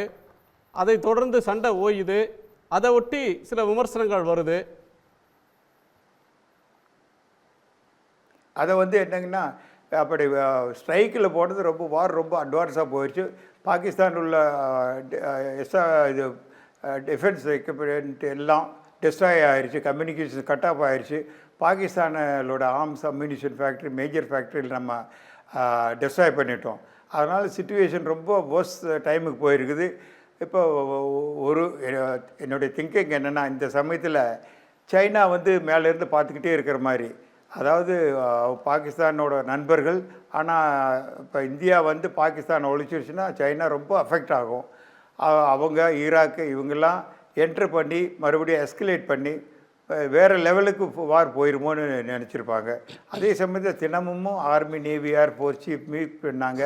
Ministry of defence, ministry of external affairs எல்லாம் கான்ஃபரன்ஸ் வச்சு பிரைம் மினிஸ்டர் கன்கரன்ஸ் பண்ணி அப்புறம் எல்லாம் ஸ்டேட்மெண்ட் விட்டாங்க. 2 லேடிஸ் பார்த்துருப்பீங்க, ஆர்மியிலேருந்து கர்னல் சோஃபியா குரோசி, ஏர்ஃபோர்ஸ்லேருந்து நேகியா சிங், இவங்கெல்லாம் பண்ணாங்க. அது வந்து கவர்மெண்ட்னோட அப்ரூவலோடு தானே அவங்க ப்ரீஃப் பண்ணாங்களோ இல்லையா, அவங்களாம் ஒன்றும் சொல்ல முடியாது. இதே சமயம் இதெல்லாம் concurrence of army, navy, air force சீஃபோட ப்ளஸ் வித் மாடிஃபிகேஷன் ப்ளஸ் ஒரு சில அமெண்ட்மெண்ட்டோடு பண்ணாங்க. அதில் வந்து எக்ஸ்டர்னல் அஃபேர் மினிஸ்ட்ரி தான் இது வந்து எல்லா மினிஸ்ட்ரிக்கு அவங்களுக்கு டெய்லி அவங்கள அட்வான்ஸாக சொல்லிக்கிட்டு இருப்பாங்க, இந்த மாதிரி நடக்குது, ப்ரீஃப் பண்ணுவாங்க. ஸோ தட் மேஜர் அவங்க வந்து டார்க்கில் இருக்கக்கூடாது. ஸோ அவர் வேலையை செஞ்சுக்கிட்டு இருந்தார். அதுக்கு பிறகு என்ன ஏன் சடனாக நின்னாங்கன்னா, அவங்க மேஜர் எக்யூப்மெண்ட் எஸ்டாப்ளிஷ்மெண்ட்லாம் பாகிஸ்தானில் அழிஞ்சிருச்சு. அதுக்கு பிறகு அவங்க அடுத்த ஸ்டெப்புக்கு போகிறது உங்களுக்கு தெரியும். அவங்க நியூக்ளியரோ இல்லை பெரிய சைனாவை சப்போர்ட் வாங்கி பெரிய எய்டு வாங்கி வேறு மாதிரி ஹை லெவலாக பண்ணி அது வேர்ல்டு வாரோ இன்டர்நேஷ்னல் வாரோ ரொம்ப ஹையாக போகாத அளவுக்கு இந்தியாவிலிருந்து டிஜிஎம்ஓ இருக்குது, டைரக்டர் ஜெனரல் மிலிட்ரி ஆப்ரேஷன் பேர், ஹாட்லைன் இருக்குது. ரெண்டும் அவங்க கையில் இருக்குது. இங்கேருந்து டெலிஃபோன் லிஃப்ட் பண்ணி அவருக்கு போக அவங்க போகிறோம். அது கவர்மெண்ட்டு ப்ரீஃப் பண்ணியிருக்கோம். இந்த Indian DGMO army navy chief பண்ணி அவங்க பாஸ் ஆன் பண்ணியிருப்பாங்க. அதே மாதிரி அங்கே பாகிஸ்தான் பிரசிடென்ட் சீஃப் ஆஃப் நீங்க சொல்ற பாயிண்ட் புரிஞ்சுக்கிறேன். அதாவது ஒரு போர் இன்னமும் ஒரு சர்வதேச போராக மாறாம தடுக்கிறதுக்காகவும் ஒரு அணு ஆயுத போரா மாறி அது வந்து பேரழிவை ஏற்படுத்திடக்கூடாதுன்றதுக்காகவும் இந்தியா ஒப்புக்கொண்டதாக சொல்ல வர்றீங்க. நான் அடுத்த 2 விருதுகளுடைய கருத்தை கேட்டுறேன் சார். திரு கனகராஜ், உங்களுடைய கோணம் என்ன? அதுக்கு மேலே இன்னொன்று பாயிண்ட் சொல்லிடுறேங்க.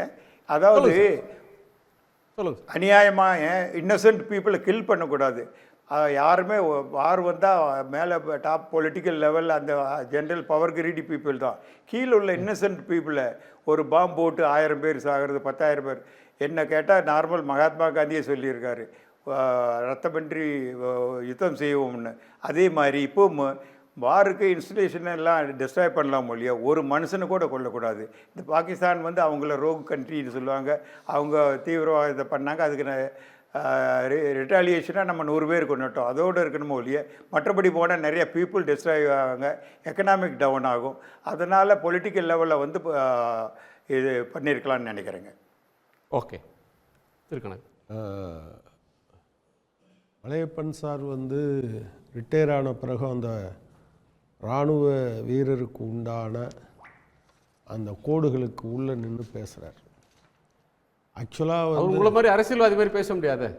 அவர் வந்து சில அட்மிரல்ஸ் பேசுகிறாங்க, சில ஆர்மி சீஃப் ரிட்டையர் ஆன பிறகு என்னன்னா, நம்ம ஊர் இராணுவம் வந்து பாகிஸ்தான் இராணுவம் மாதிரி கிடையாது. அவங்க நினச்சதை பேச முடியாது. எக்ஸிக்யூட்டிவ் என்ன சொல்கிறாங்களோ அதைத்தான் இவங்க பேசுவாங்க. அதை தாண்டி ஒரு வார்த்தை பேச மாட்டாங்க. இவங்களா பொய் சொல்ல மாட்டாங்க. ஆனால் இந்த பொய்யை சொல்லுங்கன்னு சொன்னால் அவங்க சொல்லுவாங்க. நீங்கள் சோஃபியா குரேஷியினுடைய பேச்சு, அவங்க என்ன கர்னலா, அவங்களுடைய பொசிஷன், அவங்க வந்து கர்னல் சோஃபியா குரேஷி. ஏன் அவரை தேர்ந்தெடுத்தாங்க? ஏன் அவங்க அவரை தேர்ந்தெடுத்தாங்க? அவருடைய ஓப்பனிங் ஸ்டேட்மெண்ட் என்ன? I want to make it clear that India is a secular country and its army is a beautiful reflection of India's constitutional values. ஒரு முகமூடிய இவர் ஆக்சுவலாக சோஃபியா குரேஷி வந்து ஒரு இஸ்லாமிய குடும்பத்திலிருந்து வந்தவர். அவரை முன்வைக்கிறதும், அவர் வந்து இராணுவம் என்னைக்கு சார் செக்குலரிசமாக டெமோக்ரஸியான்னு பேசியிருக்கு? இந்த இந்த நாட்டினுடைய பொலிட்டிக்கல் அத்தாரிட்டியினுடைய அந்த விழுமியங்கள் சார்ந்த முகம் அழுகி தொங்கும்போது இந்திய மக்களிடம் இறைஞ்சுவதற்காக அதுவும் ஒரு பெண் ஒரு இஸ்லாமியர் என்று தேடி எடுக்கிறாங்க அப்படிங்கிறதான். ரெண்டாவது விஷயம், நான் அவங்க யாரை வேணாலும் ட்ரோல் பண்ணுவாங்க. நீங்கள் சாதாரணமாக நினைக்காதீங்க, அது ஒரு அழுகிய மூளை. நான் தயவு செஞ்சு திரு நாகராஜ் அவர்கள்ட்ட சொல்கிறேன், இது தேசத்திற்கு மிகப்பெரிய கேடு. நீங்கள் ஒவ்வொன்றுக்கும் பேரை பெருசாக நாங்கள் சிந்தூர்னு பேர் வச்சுருக்கோம் ஏன் தெரியுமா அப்படிலாம் பேசுவீங்க. அந்த ஹிமான்சி நர்வால் ஒரு ஒரு ஒரு இளம்பெண். மற்றவங்களாக இருந்தால் என்னென்னா இராணுவ குடும்பத்தை அட்டாக் பண்ணுறீங்கன்னு நீங்கள் சொல்லியிருப்பீங்க. நான் இதெல்லாம் ஏன் சொல்கிறேன்னா, நான் ஓனாக சொல்லிட்டு வரேன், அப்படின்னா தான் உங்களுக்கு அது தெரியும். நீங்கள் அரசியல்வாதியா, நீங்கள் எப்படி வேணாலும் பேசலாம். See, you have to decipher all these things. நீங்கள் இது என்ன அப்படின்னு உடைச்சி பேச வேண்டியிருக்கு. அதில் ரொம்ப அநியாயம். அதாவது செந்தூரத்தை அழித்து விட்டார்கள் சார், வெரி வெரி டேஞ்சரஸ். நான் ஒரு தனியார் நிறுவனத்தில் வேலை பார்த்துட்டு இருந்தேன். அப்போ ரொம்ப சாதாரண ஒரு டெக்னீஷியன் ஒரு கவிதை எழுதியிருந்தார். விதவை என்று எழுதினால் அதில் கூட பொட்டு இல்லையேன்னு. அந்த சின்ன நபருக்கு இது முக்கியத்துவமான கவிதை, ஒரு கருத்தை அது முன்வைக்கிறதுன்னு கலைஞர் அதுக்கு பதில் சொல்லியிருந்தார். எனக்கு ரொம்ப ஆச்சரியம். கைம்பெண் என்று எழுதிப்பார், 2 பொட்டு வைக்கலாம். ஏன் பொட்டு போனால் நீங்கள் திரும்ப வைக்கவே கூடாதோ? இவ்வளவு வன்மங்கள் அதுக்குள்ளே இருக்குதுன்னு நினைக்கிறீங்க நீங்கள் பேர் வைக்கிறதுலேருந்து. அடுத்ததாக ஹிமான்சி நர்வால் ஒன்று தாங்க சொன்னாங்க, எப்பா அந்த தீவிரவாதிகள் மோசமானவங்க, ஆனால் அதை முன் வச்சு அப்பாவி இஸ்லாமியர்களையும் காஷ்மீரிகளையும் இப்படி பண்ணாதீங்க. அது ஒரு இறைஞ்சுதல், ஒரு தாயினுடைய கெஞ்சல். அது இந்த அம்மாவை என்ன பேசுனாங்க தெரியுமா? இந்த அம்மா லிவ் இன் ரிலேஷன்ஷிப்பில் இருந்தாங்க ஜேஎன்யூவில். அந்த பையன் இஸ்லாமியர். எவ்வளவு வன்மம்னு நீங்கள் நினைக்கிறீங்க? நான் என்ன கேட்குறேன்னா, இது எல்லாத்தையும் நம்ம கடந்து கடந்து கடந்து கடந்து போய்கிட்டே இருக்கோம். விக்ரம் மிஸ்ரியை தாக்குறதுக்கு பின்னால் அவங்க ஒன்றும் தெரியாமலாம் தாக்கல சார். அதாவது இந்த கோபங்கள், இந்த ஆத்திரம், யார் தீவிரவாதின்னு நீங்கள் ஏதோ தீவிரவாதியை கொண்டுட்டதா 8, 9, 10 பேர்லாம் சொல்கிறீங்க. நான் அதை அப்படியே நம்புகிறேன். ஆனால் இந்தியாவிற்குள் அடித்த தீவிரவாதி இருக்கான்ல, அவன் பேர் என்ன? அவன் கொல்லப்பட்டானா? அவன் பாகிஸ்தானுக்கு தான் போனான் அப்படின்னு சொன்னால் நம்முடைய எல்லையில் நடந்த தேடுதல் வேட்டையெல்லாம் ஒன்றுமே இல்லையா? இந்த கேள்வி இருக்கா இல்லையா? இந்த கேள்விக்கு பதில் சொல்லணுமா இல்லையா? ஆனால் இதில் எல்லாம் தப்பிக்கணும் அப்படின்னு சொன்னால் நீங்கள் இப்போ என்ன சொல்கிறாங்கன்னா, சங் பரிவாரில் ஒரு குறிப்பிட்ட பகுதி அது ஃபேஸ் பண்ண முடியலை. நான் டிவியில் பார்க்குறேன், முத நாள் அது ஏதோ நம்ம நாஞ்சில் சம்பத்து நல்லா சொல்லுவார், இவங்க விளையாட்டை போர் மாதிரி நடத்துகிறாங்க, போரை விளையாட்டுன்னு நினச்சிக்கிட்டு இருக்காங்க அப்படின்னு. மலையப்பன் சார் சொன்னார். சாருக்கு தெரியாது இல்லை, உலகத்தில் இதுவரை 3 அல்லது 4 போர்களை தவிர மீதி எல்லா போர்களிலும் இறந்து போனவர்களில் மிக அதிகமானவர்கள், அது முதல் உலகப் போராக இருக்கலாம், 2வது உலகப் போராக இருக்கலாம், அதில் எல்லாம் இறந்து போனவர்கள் அப்பாவி பொதுமக்கள். இவங்களுக்கு நான் என்ன பதில் வச்சுருக்கேன்?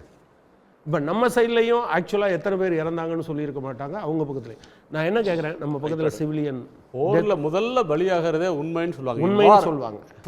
Truth is the first casualty. ஆமாம்.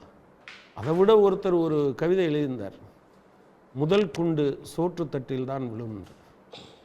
இவ்வளவு சின்ன பிள்ளைங்க இருக்கிற இடத்த விட்டுட்டு அப்படி ஓடுற அந்த துயரம் இருக்குல்ல, இது எவ்வளவு கொடுமை. இப்போது 2 பக்கத்து எல்லையிலையும் சிவிலியன்கள் சாகவே இல்லையா? ஏன் இதை முன்கூட்டியே நம்ம யோசிக்கலாம்? அப்போ இதையெல்லாம் வைக்கும்போது ஒரு விக்ரம் மிஸ்ரி மேலே எல்லா விதமான சுமைகளையும் ஏற்றிவிட்டு பொலிட்டிக்கல் அத்தாரிட்டி இதிலேருந்து தள்ளி போகிறாங்க. ஏன்னா திட்டுறவங்க எல்லாம் வலதுசாரிகள். அப்போ வலதுசாரிகள் திட்டுறாங்க, சொல்லட்டுமே. கேள்வி வந்து ஏன் போற திடீர்னு நிறுத்தினீங்கன்றதான் இப்போ விமர்சனம் இல்லையா? அதை ஏங்க நீங்கள் அவர்கிட்ட ஏங்க கேட்குறீங்க? நீங்கள் இராணுவத்துக்கிட்ட கேட்கவே முடியாது, அல்லது ஃபாரின் செக்ரட்டரிகிட்ட கேட்கவே முடியாது. நீங்கள் யார்கிட்ட தான் கேட்கணும்? நீங்கள் கேட்க வேண்டியது பொலிட்டிக்கல் அத்தாரிட்டிகிட்ட, பிரதமர்கிட்ட கேட்கணும். பிரதமர்கிட்ட தான் கேட்கணும், அல்லது இராணுவ அமைச்சர்கிட்ட கேட்கணும், அல்லது தோவல்கிட்ட கேட்கணும். நீங்கள் தானே பேசுனீங்க. ஆனால் மொத்தத்தையும் இப்படி அவங்க மேலே குற்றம் சாட்டுவதன் மூலமாக நாங்கள் ரெடியாக தான் இருந்தோம்னு சொல்கிறது. அதைத்தான் நீங்கள் விஸ்வகுரு இல்லை, நான் தான் விஸ்வகுரு. எவ்வளோ பெரிய அவமானம்! நாகராஜ் ஏற்றுக்கலாம். அதாவது என் நாட்டினுடைய பிரதமர் அவருடைய ஃப்ரெண்டுக்கு இன்னொரு நாட்டில் போய் ஓட்டு கேட்குறாரு, ஏதோ அவங்க 2 பேரும் ஃப்ரெண்டு, அது புரோட்டோக்காலை மீறியது, நம்மை சிறுமைப்படுத்திக் கொள்வது. ட்ரம்ப்பு 140 கோடி மக்களுடைய பிரதிநிதியாக இருக்கக்கூடிய இந்த நாட்டினுடைய பிரதமரை துச்சமாக மதிச்சு, இங்கே பார், அதாவது இபிஎஸ்ஸுக்கும் ஓபிஎஸ்ஸுக்கும் சமாதானம்னா கூட உங்கள் ஆட்கள் 2 பேர் கையும் சேர்த்து பிடிச்சி வச்சாங்க சார். அந்த மரியாதை கூட கொடுக்க வேண்டியதில்லைன்னு யார் நினைக்கிறா தெரியுமா? ட்ரம்ப் நினைக்கிறார். அப்பா நான் 2 பேர்ட்டையும் எங்கள் ஆட்கள் பேசிட்டாங்க, அவ்வளோதான், போர் நின்றோம். பிறகு நான் செத்து போனவன், நான் எங்கள் ஆட்களுக்கெல்லாம் நீங்கள் என்ன பதில் சொல்லுவீங்க? நீங்கள் இப்போ வரி போடுவீங்க. நீங்கள் சார் இந்த ட்ரோனை அடிச்சிட்டோம் போயிட்டோம், மலையப்பன் சாருக்கு தெரியும். ஒரு பகுதி என்ன சொல்கிறாங்க, அதெல்லாம் ட்ரோன்ஸ் எல்லாமே ஸ்பேம் ட்ரோன்ஸுன்றான். நாங்கள் முதல்ல உன்னுடைய சக்தியை விரயம் செய்வதற்காக நாங்கள் வந்து 1 லட்சம் ரூபா, அதில் அது என்ன பேலோடா, அது மொத்த அந்த இதுவே வந்து 10 கிலோ கூட இருக்காது, எவ்வளோ டேமேஜை உருவாக்கிறோம் சொல்கிறாங்க. அது உண்மையாகவும் இருக்கலாம், நம்ம ஊரில் நம்ம சில உண்மையில் சொல்லாத மாதிரி அவங்க சொல்லலாம். ஏன் சார் ரஃபேல் விமானம் திடீர்னு ரஃபேலுடைய ஷேர் விழுகிறதும், நம்ம சொல்கிறதுக்கு நம்ம இராணுவம் எந்த காலத்துலையும் பொய் சொல்லாது. ஏன்னா இராணுவம் அதனுடைய வாய்ஸை பேசலை. சொல்லுங்கள், சோஃபியா குரைசி கர்னலோட அதே டோனில் நரேந்திர மோடியை பேச சொல்லுங்க பார்க்கலாம், பேசினா அது எடுபடுமான்னு கேட்கலாம். சொல்கிறாங்க பியூட்டிஃபுல் ரிஃப்ளெக்ஷன், எங்கள் ஆர்மி வந்து beautiful reflection of secularism in India. நீங்கள் ஒரு ப்ரெஸ் ப்ரீஃபிங்கில் சொல்ல வேண்டிய அவசியம் இருக்கா? அதை பொலிட்டிக்கல் அத்தாரிட்டி, அதாவது நரேந்திர மோடியோ தோவலோ சொல்லாமல் அது நடந்திருக்கணும் மலையப்பன் சார் நினைக்கிறாரா? நம்ம இராணுவம் அவ்வளவு டிசிப்ளின். நம்ம இவங்கக்கிட்ட கூட பார்க்குறோம் சார், அவங்க பொய் சொல்லுவாங்க. நான் இதுவாவது எதிரி நாட்டோட சண்டை போட்டுக்கிட்டு இருக்கோம், அப்போ அது பகை நாட்டோட சண்டை போட்டுக்கிட்டு இருக்கோம், எனவே நம்ம உண்மை எல்லாத்தையும் சொல்லிட முடியாதுங்கிறது கரெக்டு. நம்ம நாட்டில் கோவிட்டில் ஜனங்கள் கொத்தாக செத்து போனாங்க சார். குஜராத்து அது மாடல் ஸ்டேட்டில் 5800 பேருன்னு சொல்லிச்சு சார். இப்போ கடைசியாக எவ்வளோ பேருன்னு சொல்லியிருக்காங்க தெரியுமா? 1,91,400 பேர். இந்தியாவில் மொத்தமே கம்மியாக சொன்னது 20 லட்சம். அதில் 10% எங்கே? குஜராத்தில் மட்டும். இது அவங்க பொய், ட்ரோலு, இந்த அழுகிய மூளைகளை உருவாக்குவதன் மூலமாக ஒரு பிம்பத்தை கட்டமைத்து வைத்திருக்கிறார்கள். எனக்கு ரொம்ப கவலையாக இருக்கு. நான் என்ன சொல்கிறேன், ட்ரம்ப் ஒரு முக்கியமான கருத்தை சொல்லியிருக்காரு. இந்தியாவுக்கும் பாகிஸ்தானுக்கும் இடையே நடக்க இருந்த ஒரு அணு ஆயுத போரை நான் தலையிட்டு என்னுடைய கொள்கையினால் நான் தடுத்து நிறுத்தியிருக்கேங்க சார். நான் ட்ரம்பை பெருசாலாம் நான் வந்து அவருடைய பேச்செல்லாம் மதிக்க மாட்டேன். ஒரு நாள் வந்து உலக சமாதானத்துக்கு பாடுபட்டிருக்கார் சார் அவர். இப்போ அவர் ஜெலன்ஸ்கியோட எப்படி வெள்ளை மாளிகையில் பாடுபட்டார், போகிற நிறுத்திரியா இல்லையா இப்படின்னு கையை நீட்டி பேசிட்டு, நீ எனக்கு ரேர் மினரல் அதென்ன விலை உயர்ந்த கனிமங்களையா தருவியா, அரிய வகை கனிமங்களை எல்லாம் தருவியா, உனக்கு போர் நடத்துறதுக்கு நான் விமானம் தாரேன், உனக்கு காசு தாரேன்னு சொன்ன ஆள். எனவே அவருக்கு வந்து ஒன்றும் நான் அந்த மரியாதையெல்லாம் கொடுக்கல. ஆனால் அந்த நபரிடம் 140 கோடி மக்களினுடைய பிரதிநிதியாக இருக்கக்கூடிய நரேந்திர மோடி வேறொரு கட்சியாக இருந்தாலும் அவருடைய தத்துவத்தை நான் ஏற்கவில்லை என்றாலும், அப்படி சொல்லும்போது நரேந்திர மோடி இந்திய அரசாங்கம் என்ன சொல்லியிருக்கணும்? Stop there, you cannot dictate. நாங்களும் பாகிஸ்தானும் ஒத்துக்கொண்டால் மட்டும்தான் இன்னொரு ஆள் சொல்லி ஏற்றிருக்க மாட்டோம். ஒருவேளை அப்படி இருந்தால் கூட இப்படி சொல்கிறது நாகரிகம் இல்லைன்னு கூட நம்மளால் சொல்ல முடியல. அதனால தான் அவர் அடுத்த அடி எடுத்து வைக்கிறாரு. நீங்கள் 1000 வருஷமாக ஏதோ காஷ்மீரில் நமக்கு பிரச்சனையா, 1000 வருஷம் அதை நான் தீர்த்து வைக்கிறதுக்கு வாரேன்னு எவ்வளவு கொழுப்பது. நான் உண்மையிலே சொல்கிறேன், நம்ம நாட்டினுடைய ஃபாரின் பாலிசியை இருக்கிறத கொஸ்டின் பண்ணுற ஏற்பாடு. எவ்வளவு கோவம் வந்திருக்கான் அது. ஒரு செகண்ட் சார், நம்ம நாகராஜ் சாருடைய கருத்து.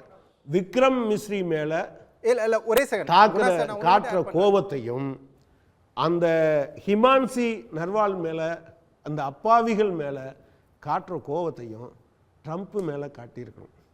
செல்லும் இடத்து சினம் தீது, செல்லா இடத்து அதனினும் தீது. நரேந்திர மோடி திருவள்ளுவர்லாம் தெரியும்னு சொல்லுவார், அவருக்கு இது சமர்ப்பணம். அரவிந்த், நான் நாகராஜ் சார் இன்னும் பேசல. திரு நாகராஜோட கோணத்தை கேட்டு உங்கள்கிட்ட வரேன். திரு நாகராஜ், உங்க பார்வை. இல்ல நான் ஒரே ஒரு பாயிண்ட் ஆட் மட்டும் பண்ணிட்டு வரேன். ஒரே ஒரு பாயிண்ட் சொல்லுங்க திரு நாகராஜ். என்ன அனைவருக்கும் வணக்கம். கர்னல் மலையப்பன் அவர்கள் ரொம்ப தெளிவாக, ரொம்ப அழகாக இந்தியாவோட நிலைப்பாட்டை சொன்னாங்க. நான் இங்கே அரசியல் பேச விரும்பவில்லை. காங்கிரஸ் என்ன செய்தது கடந்த 55 ஆண்டுகால ஆட்சியில் அப்படின்னு உள்ளே போய் பார்த்தோன்னா நிறையா பேசலாம். ஆர்டிக்கல் 370 எடுக்க முடியாமல் தடுமாறினது, காஷ்மீரே இன்றைக்கி ஒரு பாகிஸ்தானாக மாறி இருக்க நிலைமையிலிருந்து அதை காப்பாற்றி கொண்டு வந்தது நரேந்திர மோடி அவர்கள் அப்படின்னா அது மிக சரியான உண்மையும் கூட. சைனாவில் சில இடத்தை இந்தியாவோட இடத்தை ஆக்கிரமித்த பொழுது அப்போ நேருட்ட கேட்டாங்க, இது மாதிரி சைனா ஆக்கிரமிச்சிட்டேன்னு சொன்னப்போ நேரு அவர்கள் சொன்னாங்க, அது புல் பூண்டு முளைக்காத இடம் அப்படின்னாரு. அப்போ ஒரு எம்பி கேட்டார், உங்கள் தலையில் கூட முடியலையே, அதையும் கொடுத்துடலாமா அப்படின்னு கூட நேரு அவர்களை பார்த்து கேட்டாங்க. இதெல்லாம் வரலாறு. அதே மாதிரி இன்றைக்கி நம்முடைய கம்யூனிஸ்ட் அவர்கள் ரொம்ப இந்தியா மீது உள்ள பற்று குறித்தெல்லாம் பேசினாங்க. சைனா 1971 நம் மீது படையெடுத்து வந்த பொழுது சைனாவுக்கு ஆதரவாக இங்கே போராட்டம் நடத்தியவர்கள் கம்யூனிஸ்ட்காரர்கள் என்பதை நாம் மறந்துவிடக்கூடாது. எதுல சார் அவர்களுக்கெல்லாம் ஆதாரம் நம்முடைய இந்தியா நாட்டின் மீது நான் இப்போ உங்ககிட்ட நீங்க பேசையில நான் குறுக்கிடல. நீங்க முடிகிறதுக்கு முன்னால ஆதாரத்தை நீங்கள் காட்டி விட வேண்டும். முடிவதற்கு முன்னால் நீங்கள் ஆதாரத்தை கம்யூனிஸ்ட் ரெண்டா உடைஞ்சது காரணமே அதான். கம்யூனிஸ்ட் ரெண்டா உடைஞ்சது காரணம் நிறைய ஆதாரம் இருக்கு சார். எடுத்து 71 ஆதாரம் எல்லாம் பேச மாட்டேன். ஒரு நிமிஷம் நாகராஜ் சார், நான் குறுக்கீடு செய்யல. ஒண்ணே நிறைய ஆதாரம்லாம் இருக்கு. கனகராஜ் சார், கனகராஜ் சார் நீங்க பேசுனதுக்கு நான் ஆதாரம் கேட்கல, என்ன பேச விடுங்க. நீங்க பேசுனதுக்கு ஆதாரம் கேட்கல, நான் பேசுனதுக்கு ஆதாரத்தை கொடுப்பேன். நீங்க எங்க மீது வழக்கு தொடருங்க. நான் அப்படி ஒரு வார் நடக்கவே இல்ல சார். நான் கொடுக்கிறேன் சார். நான் கொடுக்கலன்னா நீங்க எங்க மீது வழக்கு தொடருங்கங்கற நான் தயாரா இருக்கேன் சார். 71ல இந்தியாவுடைய வாருக்கு ஆதரவாக இந்தியாவுக்கு எதிராக கம்யூனிஸ்ட் கட்சியில் இருந்தார்கள் ஆதரவு கொடுக்க முடியும். உங்க கம்யூனிஸ்ட் கட்சி உடைஞ்சதுக்கு அதான் தெளிவாக ஆதரவு கொடுக்க முடியும். நான் கொடுக்கிறேன். நோக்கத்தை சொல்லக்கூடாது. உங்க சொல்றேன் நீங்க சைனாவுக்கு போராடுனீங்க. இந்த வரலாறு எல்லாமே நான் சொல்றேன் நான். சார் நீங்க சைனாவுக்கு நிறைய காசு கொடுத்தாங்க, அந்த பக்கம் நின்னு இந்த பக்கம் போராடுனீங்க சார். இந்தியாவுக்கு எதிராக நீங்க துப்பாக்கி தாங்கி போராடுனீங்க. கனகராஜ் சார், ஏராளமான குற்றச்சாட்டை நான் அமைதியா கேட்டுட்டு இருந்தேன்.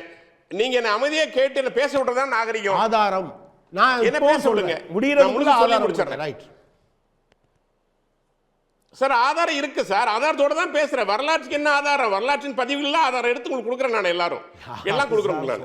நிச்சயமா நீங்க என் மீது வழக்கே தொடறேன், நான் ஏத்துக்கிறேன்னு சொல்றேன்ல. ஓகே, நான் சார், நான் பேசி முடிச்சிடறேன் சார். இந்த போர் அவங்க சொன்னாங்க, குறைசி அவர்கள் மதச்சார்பற்ற நாடுன்னு சொன்னதை பற்றியெல்லாம் சொன்னாங்க.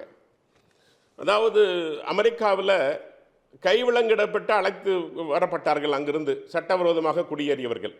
அப்பொழுது பயங்கரமான ஒரு பொங்கல், ஐயோ இப்படி கைவிலங்கிட்டு அழைத்து வருகின்றார்களே இந்தியர்களை என்றெல்லாம் பொங்கியவர்கள். பஹல்காமில் 26 பேர் மத அடையாளம் கேட்டு சுட்டுக் கொல்லப்பட்ட போது வாய்மூடி மௌனமாக இருந்தார்கள். யாரு? பலர் கூட சொன்னாங்க, இல்ல வாய் மூடி மௌனமா இருந்தாங்க. இல்ல பொய் சொல்லாதீங்க அப்படின்னு சொன்னாங்க. இல்ல யாரும் சொல்றாங்க. யாராவது ஒரு ஆள் என்ன சொன்னீங்க? நீங்க பாகிஸ்தான் தீவிரவாதிகள் என்று சொன்னீர்களா? ஐயா நான் பேசி முடிச்சிடறேன். கங்கராஜன் இப்படி ஒவ்வொன்றுக்கு நீங்க பதில் கொடுத்தா எப்படி நான் பேச முடியும்? இந்தியா நாகரிகம் இல்ல. என்ன பேச விடுங்க. இல்ல இந்தியா பதில் சொல்றேன். இருந்தாரு நீங்க சொல்லுங்க சார். பிரிசைஸான பாயிண்ட் வந்துருவோம். சார், இந்தியாவில் உள்ள அனைத்து கட்சிகளும் தீவிரவாத தாக்குதலை கண்டித்தன.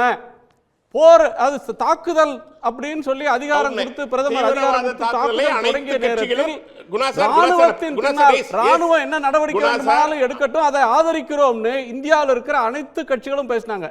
அந்த போர் நிறுத்தம் அறிவிக்கிறவர்களும் யாரும் அரசை விமர்சிக்க நான் ஏத்துக்கிறேன்.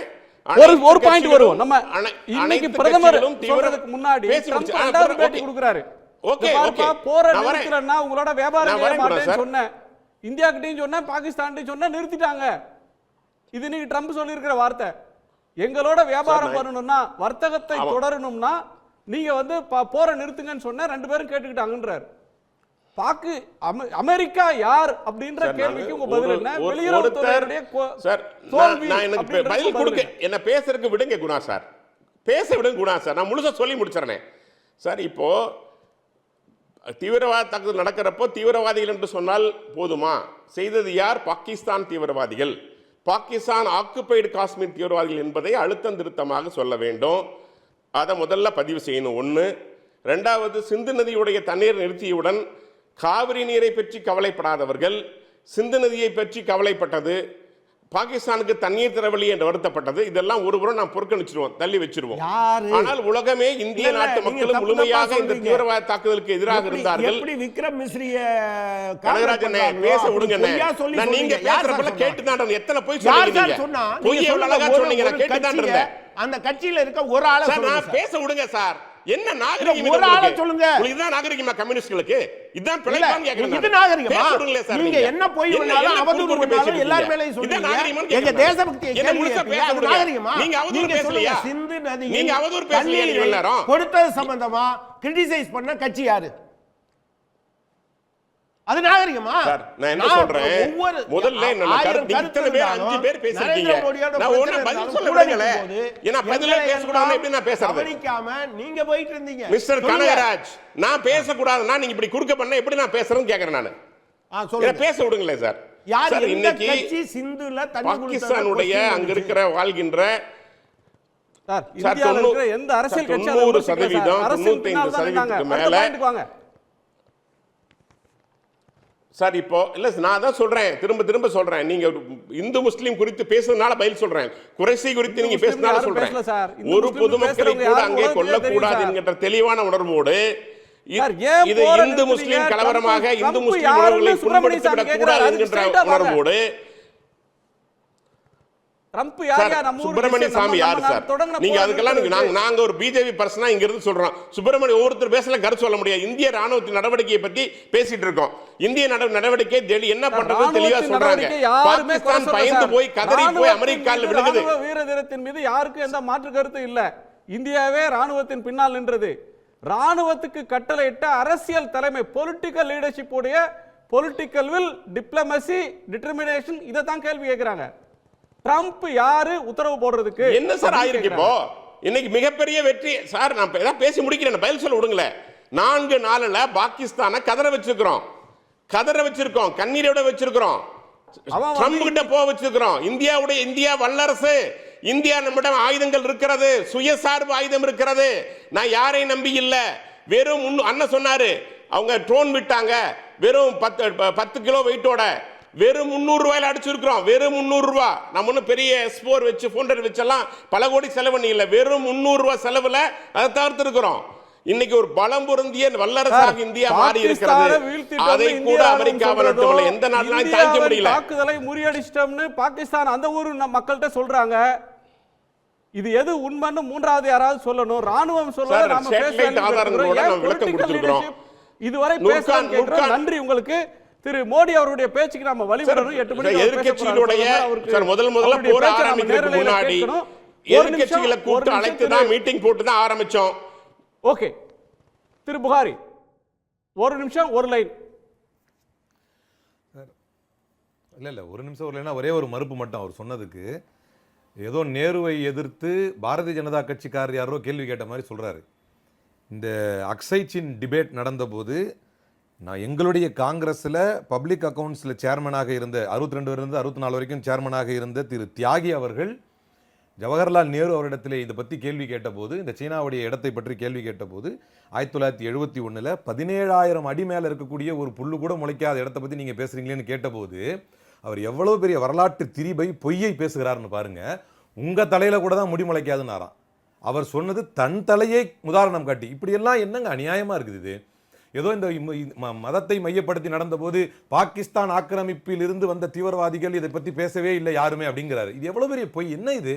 இந்த தேசமே ஒன்றா இருந்து குறிப்பாக இந்த நேரத்தில் அரசியல் செய்வதாக இருந்தால் அரசியல் செய்யலாம், ஆனாலும் அரசியல் செய்யக்கூடாது என்று ஸ்ட்ரிக்டாக உத்தரவிடப்பட்டு தலைவர் ராகுல் காந்தியுடைய தலைமையிலே இந்த நேரத்தில் பிரதமர் அவர்கள் எடுக்கக்கூடிய அரசியல், அதாவது இராணுவபூர்வமான முடிவுகளுக்கு நீங்க உதவியாக இருக்கணும், ஆதரவாக இருக்கணும் என்றுதான் காங்கிரசுக்கு சொல்லப்பட்டது. இப்படிதான் எல்லாரும் ஆதரவாக இருந்தோம்.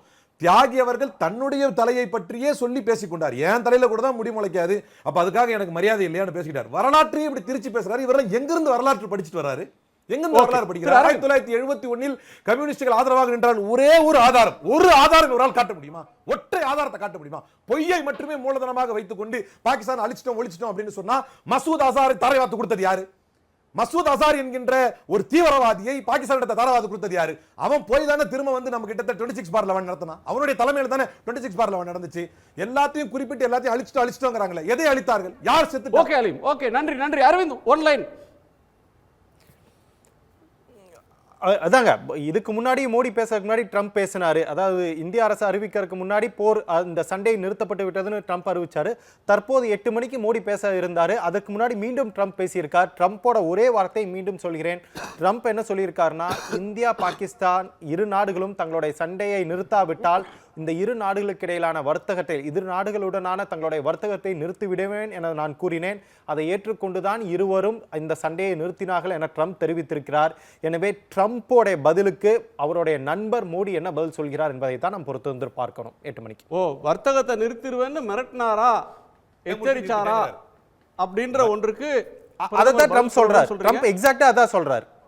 ஓகே, நன்றி எல்லோருக்கும் நன்றி. மீண்டும் சந்திப்போம். இது கேள்விக்களம் மக்களின் மேடை.